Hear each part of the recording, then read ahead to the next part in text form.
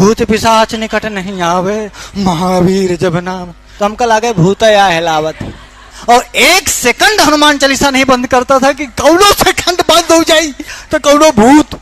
हमेशा गए हैं हनुमान चालीसा के दम पर। मैं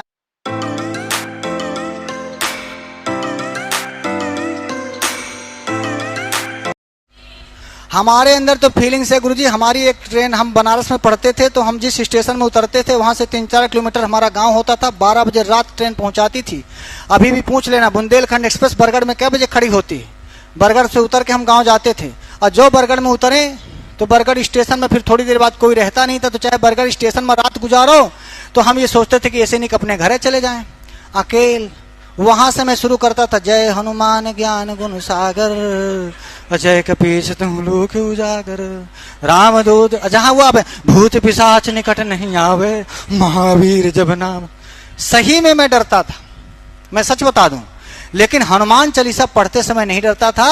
और 1 सेकंड हनुमान चालीसा नहीं बंद करता था कि कौनो सेकंड बंद हो जाए तो कौनो भूत।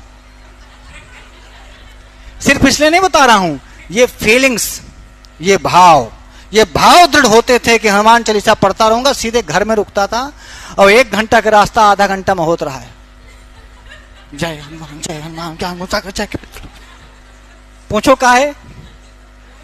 अब आपको क्या लगता है, मैं नहीं बता, हम अपनी बात बता रहे हैं कि भाई साहब हमने, अच्छा हमारा एकदम रेलवे के किनारे घर है तो आए दिन रेलवे में लोग मरी जाते हैं।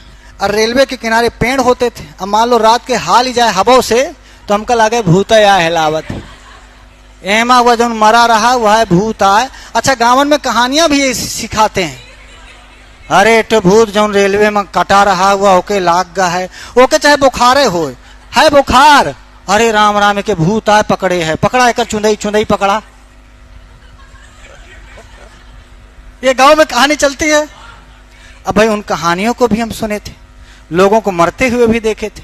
हमारे भाव ये भी थे कि भूत प्रेत पिशाच होते हैं, कहीं पकड़ ना ले। लेकिन हमारा ये दृढ़ भाव था कि हनुमान चालीसा यदि पढ़ते चले जाओगे तो कोई भूत प्रेत पिशाच नहीं आएगा। इतना दृढ़ भाव था कि सीधे घर में जाकर के दरवाजा खटखटाते थे और पहुंच जाते थे। हम कभी रेलवे स्टेशन में रात नहीं गुजारी हमने, हमेशा गए हैं हनुमान चालीसा पर। मैं आपको भाव बता रहा था कि यदि आपके अंदर के, जैसे हम अपनी कहानी नहीं सुना रहे थे सत्य भैया, हम भाव बता रहे थे कि यदि आपका भाव ये दृढ़ है, यदि अपना भाव आप ये दृढ़ रखते हैं कि नहीं भैया हमको, जैसे पाणिनि को 14 सूत्र सुनाई पड़े थे, यदि हमारी भी अंतश्चेतना पवित्र होगी तो भगवान शंकर की कृपा मुझ पर होगी, ऐसा भाव दृढ़ होना चाहिए।